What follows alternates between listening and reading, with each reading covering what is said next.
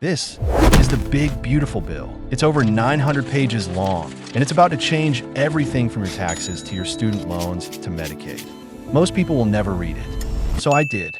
And in this video, I'm breaking down the wildest, weirdest, and most important parts, so you actually know what's coming.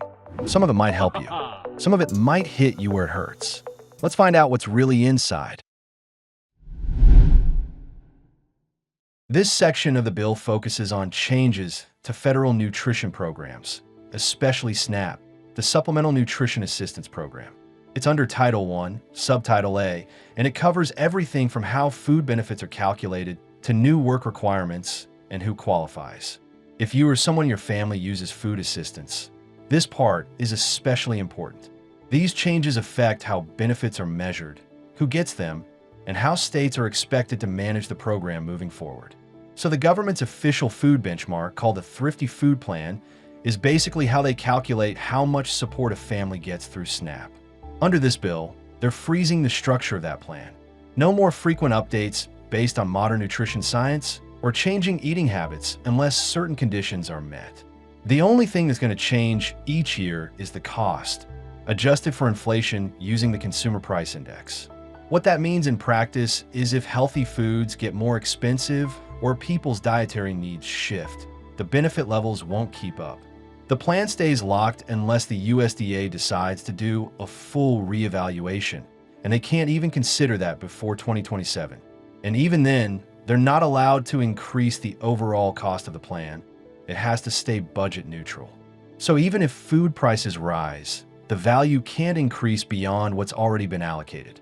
Also, no matter how big your family is, SNAP benefits cap out at 200% of the base 4-person household allotment. So families with more than 8 people can't get proportional increases after that point. Then there's the update to work requirements. If you're between 18 and 65, able-bodied, and not working at least 80 hours a month or enrolled in training, you risk losing benefits. There are a few carve-outs. If you're under 18 or over 65, pregnant, medically unfit for work, or caring for a child under 14, you're exempt. Also, members of federally recognized tribes and urban Indians are excluded from the work requirement. But the enforcement is getting stricter. Waivers that let states temporarily pause these rules. Much harder to get now. For Alaska and Hawaii, they can still apply for waivers as long as they're showing good faith efforts to comply.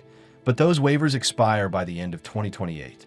And the states have to submit quarterly reports to show they're making progress.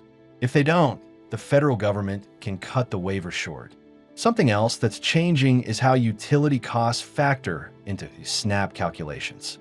Right now, households receiving energy assistance can qualify for a higher deduction when determining how much food aid they receive. That helps lower their countable income. But this bill restricts that. Only households that include an elderly or disabled member can continue using the standard utility allowance.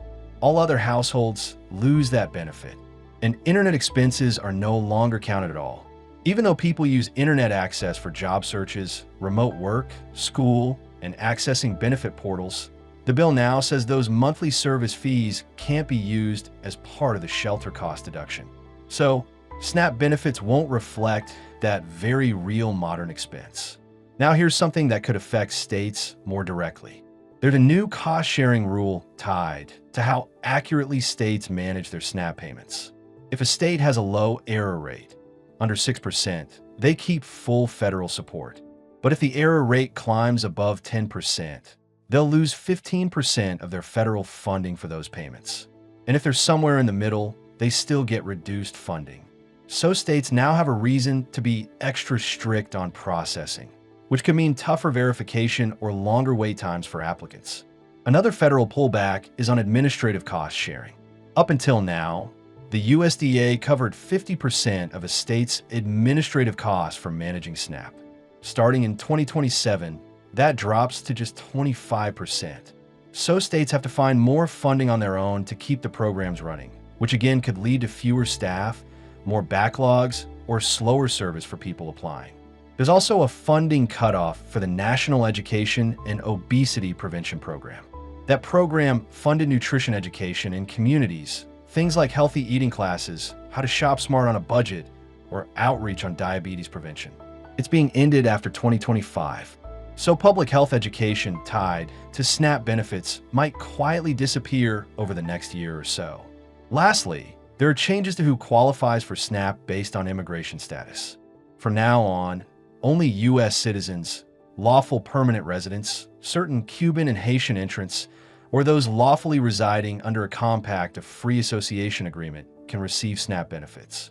Everyone else, including many legal non-citizens with temporary or uncertain status, will no longer qualify. And even though someone might be ineligible themselves, their income still counts against the household when calculating benefits. So for mixed status families, that can result in lower support, even if only one member is technically ineligible. All these changes add up to a much tighter system, less flexibility, more restrictions, and higher pressure on both states and individuals to meet the rules or risk losing access. This section of the bill covers Medicaid reforms under Title VII, Subtitle B, Chapter 1. It's focused on how states determine eligibility, how they handle enrollment, and how they manage costs. There's a clear shift here toward reducing federal spending by cracking down on what lawmakers are calling waste, duplication, and fraud. But what that actually means is a much more rigorous process for people applying for or staying on Medicaid. If you've ever had to recertify your benefits or help a family member navigate Medicaid forms, this part might feel especially familiar and maybe a little frustrating. So here's where it starts. The bill freezes two major Medicaid rules that would have expanded access to people in low-income or elderly groups. One was meant to improve enrollment in Medicare savings programs. The other focused on making it easier to qualify for Medicaid, CHIP, and the Basic Health Program. Both are now on hold under this new law, blocked by a moratorium. And that's just the start. States are now required to reduce duplicate enrollment between Medicaid and CHIP. In theory, that sounds efficient.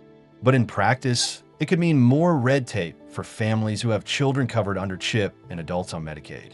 If systems don't talk to each other well, which many don't, families could lose coverage for reasons that have nothing to do with income or need. They're also targeting people who have passed away but are still marked as enrolled in the system. States now have to regularly check for and remove deceased individuals from Medicaid rolls. Same goes for deceased providers. Doctors or clinics that are still showing up as billable even after they're gone. Again, this is being presented as a cost-saving measure, but it requires new systems, new software, and more oversight, which many states are already struggling to keep up with. And then we get to payment reductions. If states are making excess payments, meaning they're paying more than they should be for certain services or beneficiaries, the federal government is going to reduce the money it sends them. It's a way of saying, clean up your books or we'll send you less.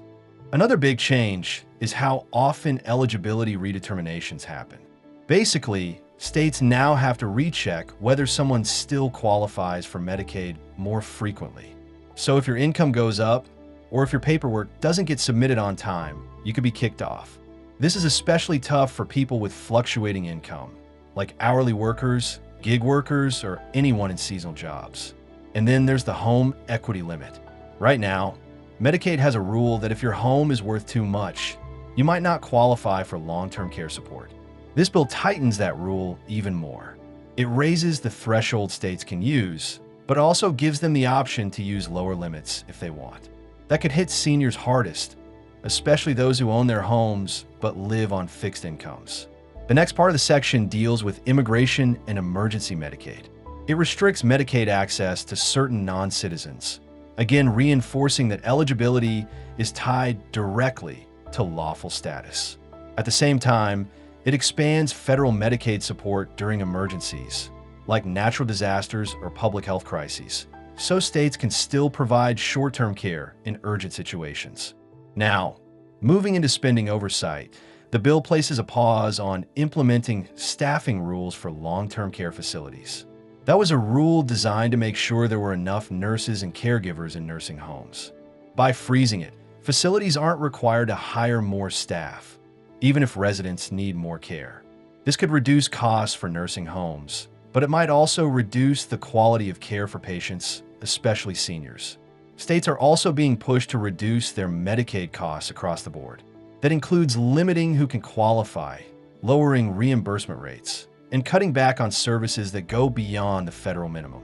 And here's one that's making headlines: banning federal payments to certain providers. This clause targets prohibited entities, which could include organizations that provide abortion services, depending on how states interpret the law. The exact impact is still unclear, but it opens the door to broader restrictions on where people can receive care, especially low-income women. The next set of rules go after financing strategies that states have used for years. Things like provider taxes or state-directed payments. Basically, creative ways states use federal matching funds are now facing new restrictions. Some states rely heavily on these mechanisms to keep their Medicaid budgets balanced, so tightening them could cause ripple effects on access and services. There's also a new requirement that Medicaid demonstration projects, these are state-level experiments with new care models, must now be budget neutral. That's not totally new, but the language here gives federal authorities more power to enforce it. So states won't be able to pilot new ideas unless they can prove up front that it won't cost more. And finally, this section introduces community engagement requirements, also known as work requirements, for certain Medicaid recipients. States must now require certain adults to work, volunteer, or participate in approved activities in order to maintain coverage. This doesn't apply to everyone. There are exemptions, but for adults without dependents or disabilities, it's a big shift. The idea is that people should contribute if they can, but critics argue it often punishes those with unstable job situations or limited transportation options. They're also tightening cost-sharing rules. That means more people could be required to pay small amounts, co-pays, or premiums to stay enrolled in Medicaid. It's not a huge dollar amount per person, but for people living paycheck to paycheck, it could be just enough to push them off the program. So overall, this section is all about stricter oversight, tighter eligibility, and more pressure on states to cut costs. Supporters say it'll make Medicaid more efficient and accountable. But for people trying to navigate the system, especially those with limited income or shifting circumstances, these changes could make it harder to stay covered or even to get enrolled in the first place. This section comes from Title 7, Subtitle A, Chapters 1 and 2 of the bill. It's all about taxes, specifically cutting them for the middle class, families with kids, and yes, seniors. There's been a lot of political talk about this being a tax relief plan for working Americans, and some of that's true. But when you actually read the details, you start to see where the benefits land and where they don't. There are some permanent cuts, some temporary boosts, and a few new ideas like removing taxes on tips and overtime pay. But there are also limits, trade-offs, and income thresholds that could quietly leave some folks out. So let's start with the basics. The standard deduction, which is the amount you can subtract from your income before taxes are calculated, is staying high. That's good news for most taxpayers. It's especially helpful for people who don't itemize their deductions, and that includes a lot of retirees. The bill locks in this increased standard deduction, so it doesn't shrink back down in a few years like it was originally set to. Now here's something more specific to seniors. There's a temporary senior deduction being carved out. While the bill removes most personal exemptions across the board, it makes an exception for seniors by allowing a special deduction just for them. That means if you're 65 or older, you'll still get a break that younger taxpayers won't. But it's important to know that this senior deduction phases out at higher income levels. So if you're a retiree with a decent pension, investments, or other income, you might not qualify for the full amount. And guess what? They're also adjusting the child tax credit again. This one's interesting because it's being expanded, and it'll now include a more generous formula that makes it easier to qualify for the full credit, especially for families with more than one child. The phase-out thresholds are still there, but the credit itself is bigger, and more of it is refundable, meaning you can get money back even if you don't owe taxes. That's a win for lower-income families. The qualified business income deduction is also being extended. This one's mostly for small business owners, freelancers, and people with side income. If you run a small LLC, work as an independent contractor, or have rental income, You may have already been using this deduction. Under the bill, it sticks around with some tweaks to the income caps and limits. And now for something a little newer, no tax on tips. If you earn money in tips, like restaurant workers, hairstylists, valet drivers, this part's going to stand out. The bill proposes eliminating income taxes on tipped wages. Sounds simple, but it's actually a pretty big shift in how the IRS handles reported income. This could increase take-home pay for millions of workers, especially in hospitality and service jobs. But of course, we'll have to see how the IRS plans to enforce it or prevent abuse. Right next to that is another headline piece: no tax on overtime. If you're an hourly worker who puts in more than 40 hours, the extra money you earn for that overtime wouldn't be taxed under this bill. That's designed to reward hard work and incentivize people to take extra shifts. The catch is there may be income caps that limit who gets this benefit.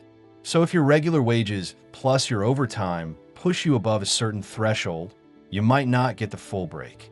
And then there's this one: no tax on car loan interest.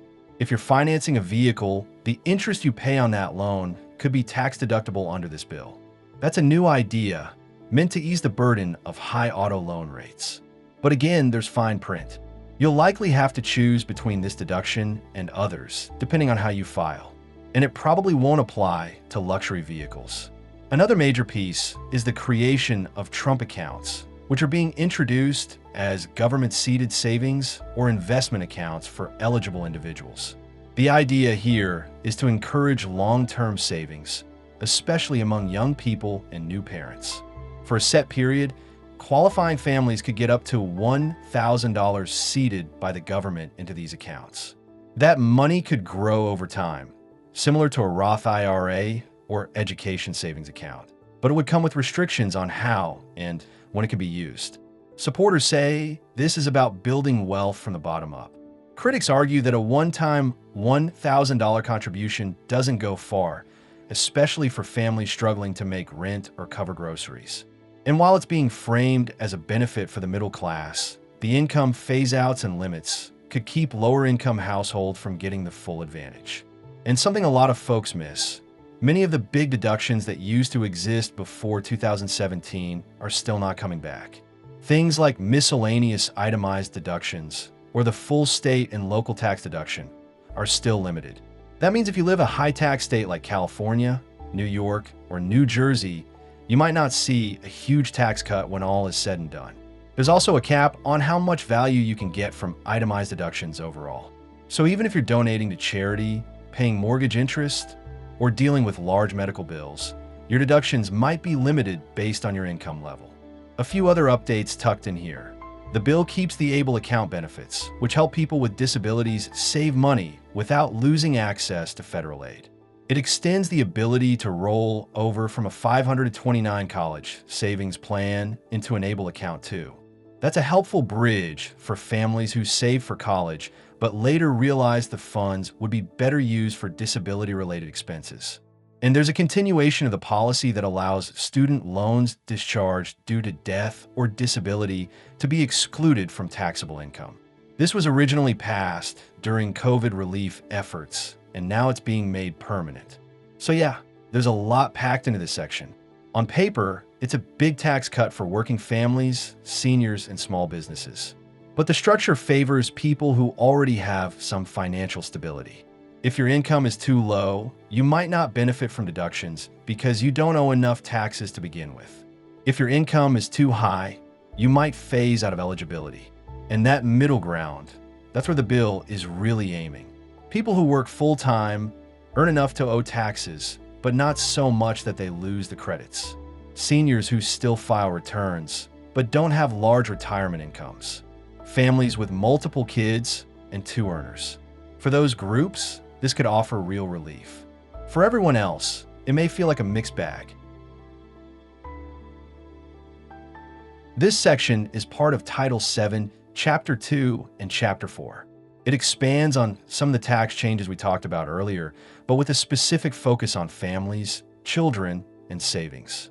A lot of these policies are framed as ways to help working parents, caregivers, and future generations build a better financial foundation. And at the center of it all is something new: the Trump account. You'll hear a lot about this in the coming months, so it's worth understanding what it actually is, how it works, and what kind of impact it could really have. So, the Trump account, officially called a contribution pilot program, is a new government-backed savings tool.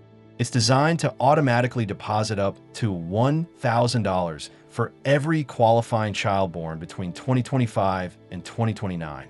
That money would go into a special investment account controlled by the child's family, and it's meant to grow over time through interest or market performance. The idea is to give each child a small head start in life, sort of like a baby bond or a government-seeded Roth account.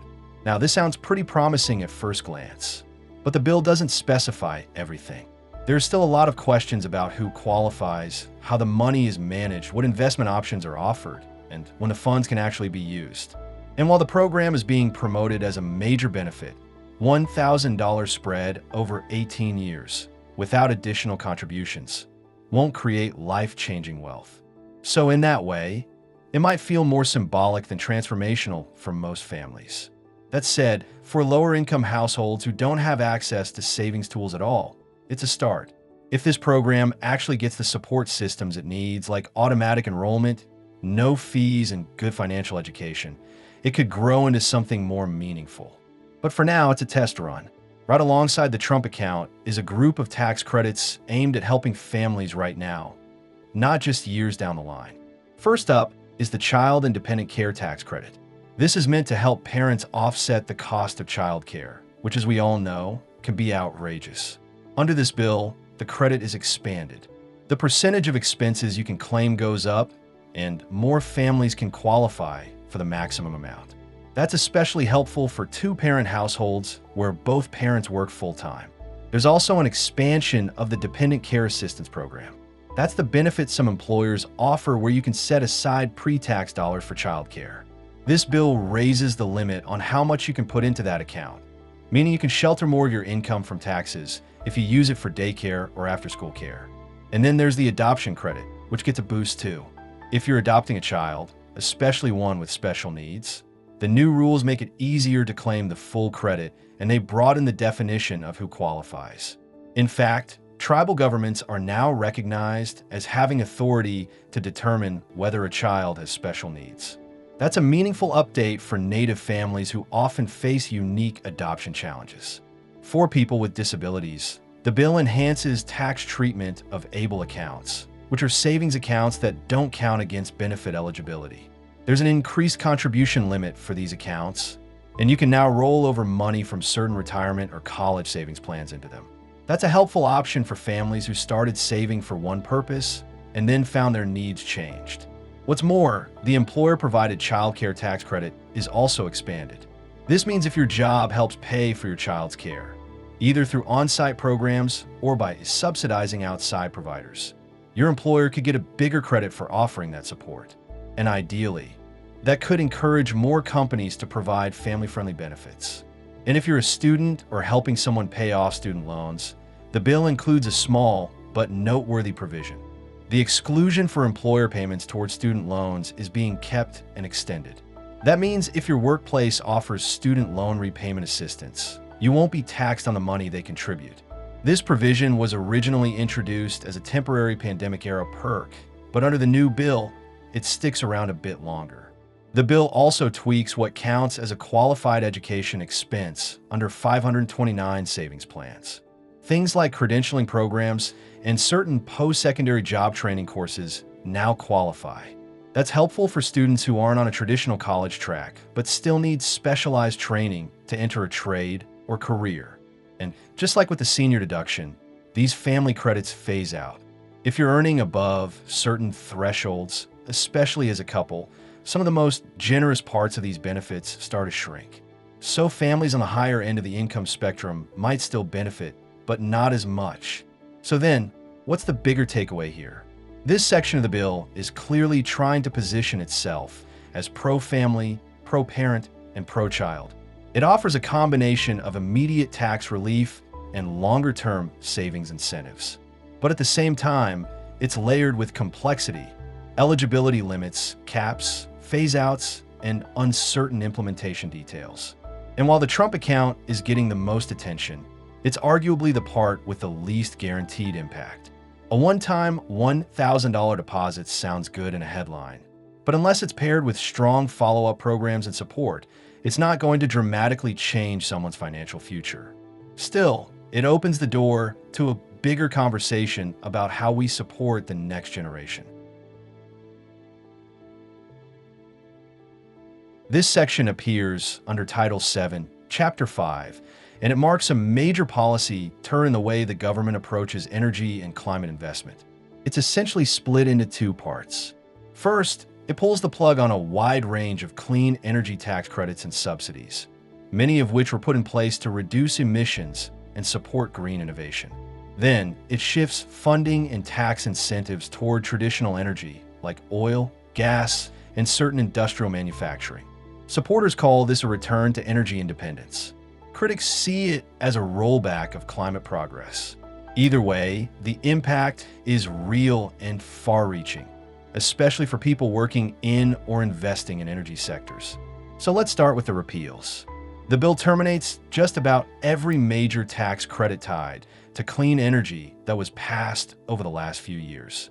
That includes the previously owned clean vehicle credit, the new EV credit, credits for commercial clean vehicles, and even the refueling property credit that helped people and businesses install EV charging stations. All gone. That's not just a hit to buyers. It also removes financial incentives for car companies, developers, and infrastructure providers who are building business plans around these credits. If you were planning to buy an electric car and get some money back at tax time, that window just closed. Same goes for home upgrades. The residential clean energy credit, the energy efficient home improvement credit, and even the deduction for energy efficient commercial buildings are all being phased out or ended immediately.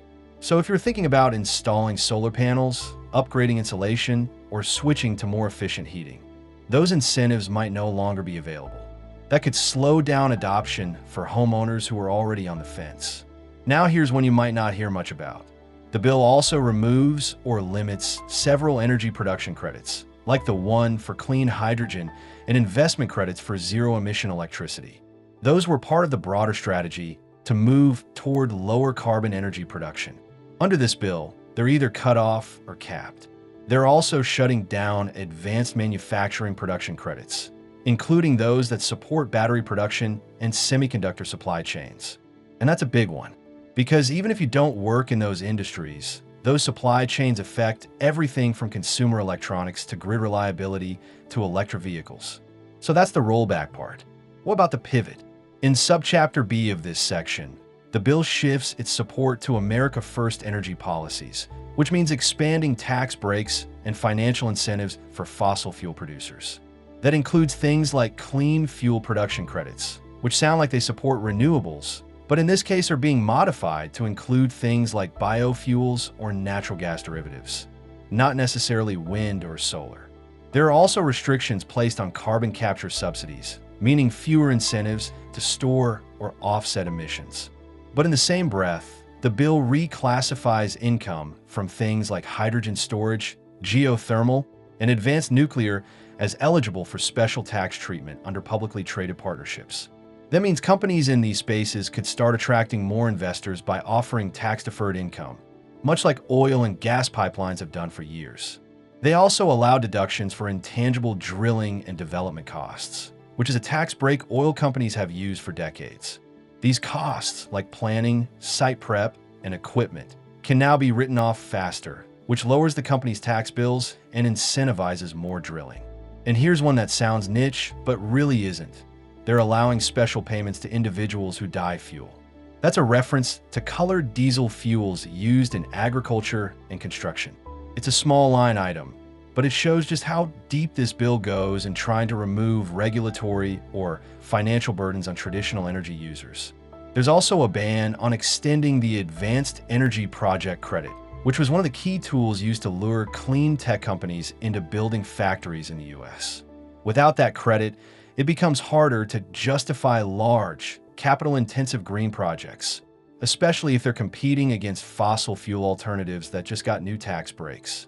So, taken together, what does all this really mean? For one, it's a huge reversal of the direction we've been heading for the last 5 to 10 years. Clean energy industries that were scaling up with federal support will now have to rely more on private funding or cut costs. And that could slow job growth in those sectors or even trigger layoffs in places that were counting on green investment. Meanwhile, fossil fuel companies, drilling operations, and heavy manufacturing groups are getting a clear signal. Go ahead, expand. The financial incentives are back, the oversight is lighter, and the government's on board. That said, this section doesn't eliminate all green energy support. Some programs, like limited hydrogen development or geothermal investment, are still technically eligible for tax benefits. But overall, the tilt of this chapter is unmistakable. Less about reducing emissions, more about promoting US-based production, especially in oil, gas, and heavy industrial processes. If you're a homeowner, a small business owner, or someone who recently installed clean energy systems with the help of federal credits, this could be frustrating. If you're in the oil or drilling industry, it's the opposite. And for people working in jobs tied to solar, wind, or EV manufacturing, these changes create a lot of uncertainty. It's also worth noting, this section doesn't really include a lot of transition support. It doesn't offer funding to help clean energy workers shift into new roles.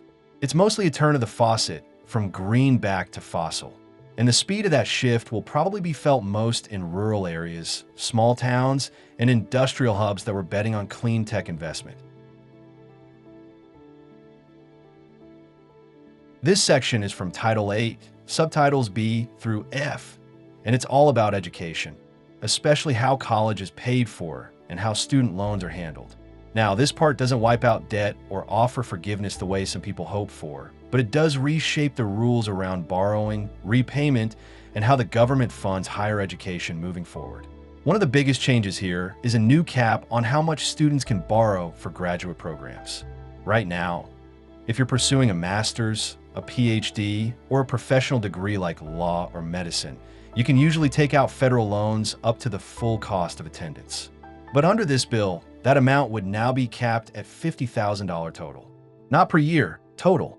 That's a huge shift. You can probably guess why this is controversial. For many graduate programs, especially private ones, $50,000 barely scratches the surface. So if this goes through, students would have to either come up with the rest out of pocket or look for private loans, which usually come with higher interest rates and fewer protections. Now, this change is being pitched as a way to control college inflation. The idea being that if students can't borrow unlimited sums, schools won't keep raising tuition unchecked. And while that sounds good in theory, the short-term effect could make graduate school less accessible for low and middle-income students. So yeah, this one's going to spark some strong opinions. Besides the loan cap, the bill also limits how loan forgiveness programs are applied. The popular public service loan forgiveness program and other income-driven repayment plans are not eliminated, but the bill tries to narrow their scope.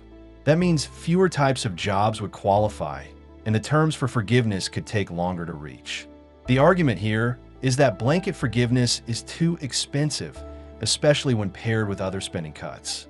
But for borrowers who are counting on those programs to make their debt manageable, it might feel like the rug is being pulled out. What's more, the bill includes new reporting requirements for schools.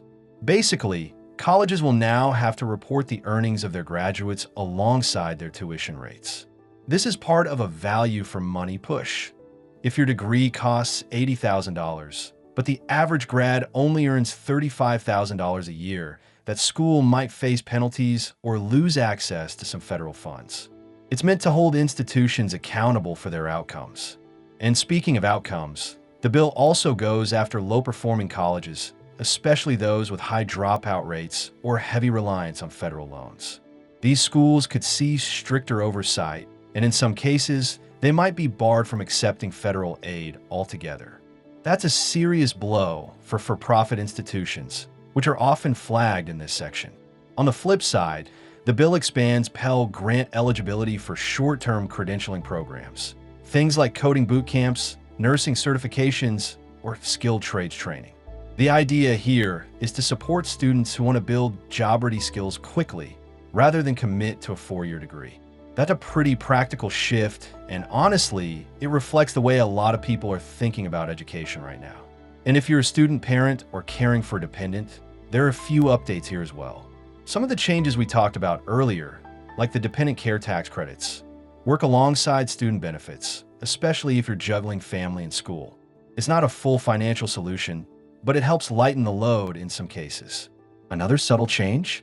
The bill adds more oversight for student loan servicers, the companies that collect payments and handle customer service for federal loans.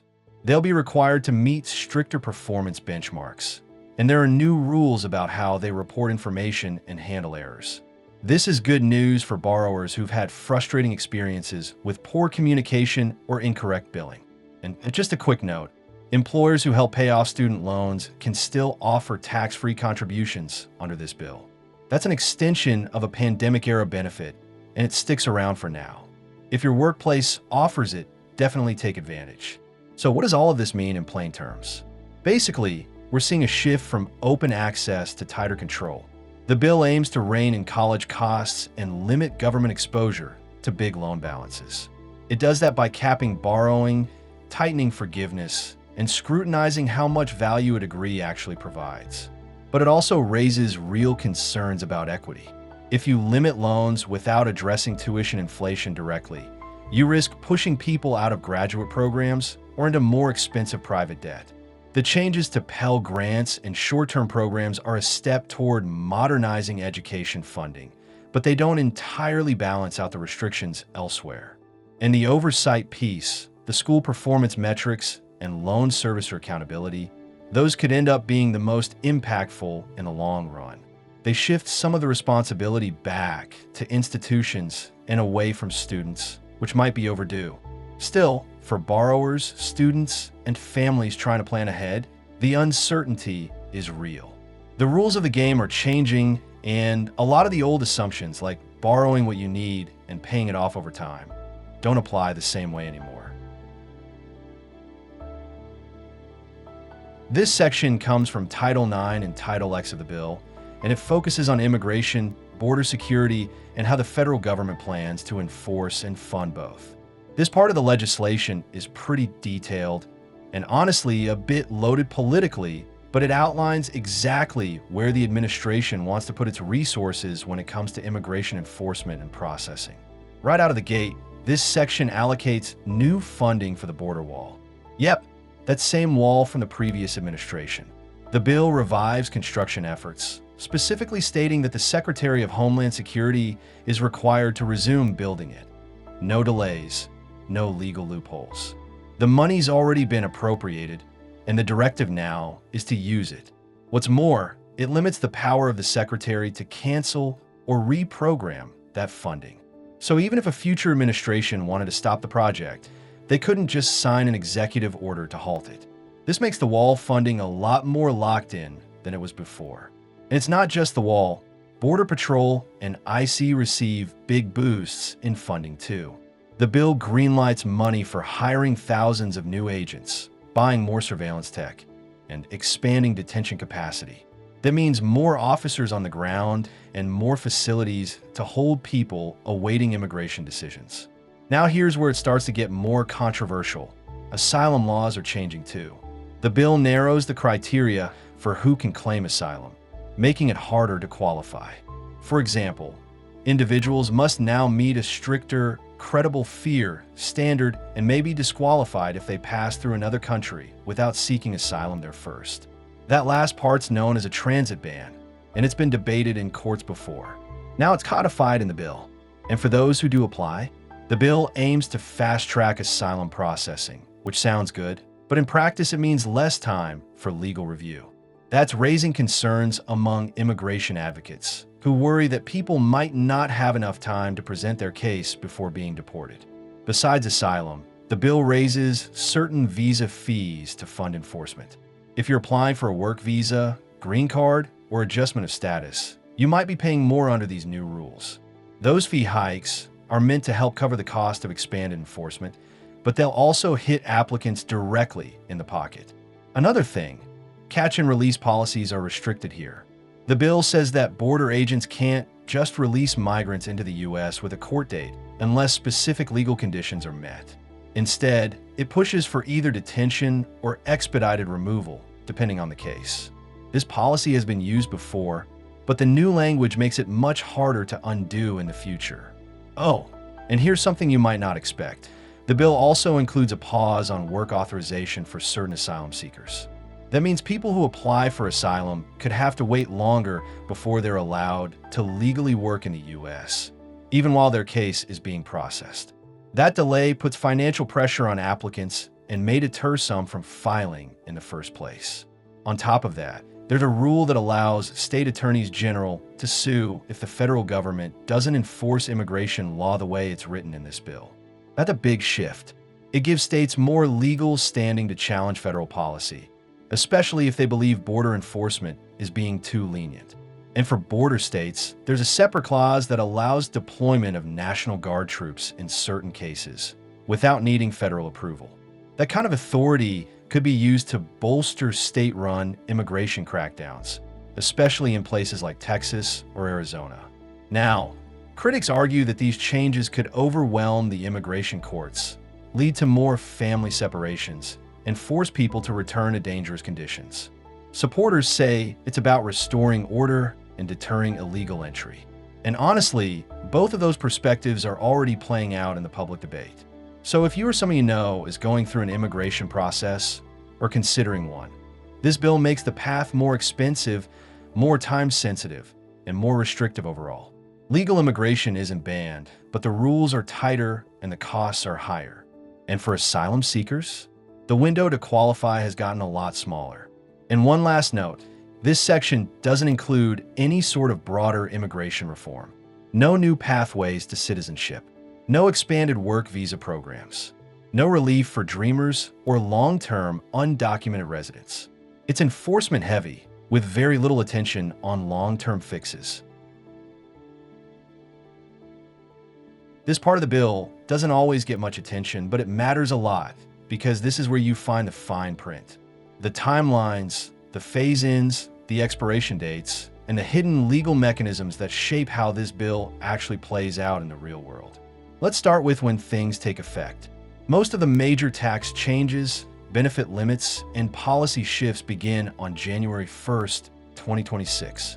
So you won't see everything change overnight, but the clock is already ticking. Some of the Medicaid cost-sharing changes won't fully kick in until 2027 or 2028, and a lot of the student loan changes are timed to affect the next academic cycle. That's important because it gives Congress time to adjust or quietly let things expire before the next election. Speaking of expiration, many provisions in this bill come with sunset clauses. That means they automatically end after 5 years unless Congress votes to extend them. Things like the senior tax bonus, the Trump account deposits, and even some of the healthcare changes are temporary on paper. That makes the bill look cheaper, but it also means nothing here is permanent unless it becomes politically popular enough to survive. Now here's where it gets more serious. This bill puts strong limits on how much federal agencies can delay or reinterpret what's written. The IRS, the Department of Health and Human Services, and the Department of Education are all required to enforce these rules as written. No more regulatory flexibility, even during emergencies. If the law says benefits must be cut, they have to cut them. If the rule changes eligibility, they have to enforce it. It ties the hands of future administrations and gives Congress tighter control. And if they don't enforce it, well, the bill gives legal standing to states and individuals to sue. So if a federal agency tries to soften or slow-roll enforcement, a state attorney general or affected party can file a lawsuit to force compliance. That could lead to more court challenges, especially around controversial issues like immigration, benefit cuts, or agency power. But here's where it gets tricky. Buried inside Section 70302 is a provision that could limit your ability to get help from the courts, unless you can afford it. Under this clause, if you try to challenge the government's action or ask a court to pause enforcement, you may be required to pay a bond up front. If you can't post that bond, the court might not even hear your request. Legal experts say this could shut the courthouse door to regular people. especially those affected by benefit cuts, healthcare denials, or policy changes, unless they can afford to pay just to be heard. That's a quiet but powerful shift. It doesn't eliminate your right to sue, but it puts a price on exercising it. So what does all of this mean? The real power of this bill isn't just in the benefits it cuts or the policies it changes. It's in the way it locks those changes in, limits who can challenge them, and makes future reversals more difficult. Some parts might not seem urgent yet, but they're designed to stick and to keep you from undoing them easily.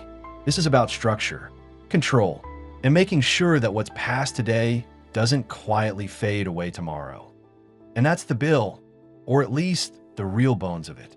The big, beautiful bill might have sounded like just another piece of legislation, but now you've seen how each section connects back to everyday life. Whether it's your paycheck, your benefits, your internet, your future plans, the decisions in here shape what's possible, what's affordable, and what's protected. Some people are excited about these changes. Others are worried. But what matters most is that you're informed.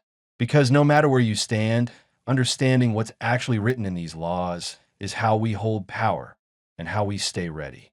So if any part of this breakdown helped you today, take a second to like the video and maybe share it with someone who might not have time to read a 900-page bill. Most people don't, but that's why we're here. And if you've got thoughts, agreements, concerns, questions, drop them in the comments. Let's keep this conversation going, because this stuff, it affects all of us. And yeah, we're in it together. Thanks for watching. Take care of yourself, and I'll see you next time.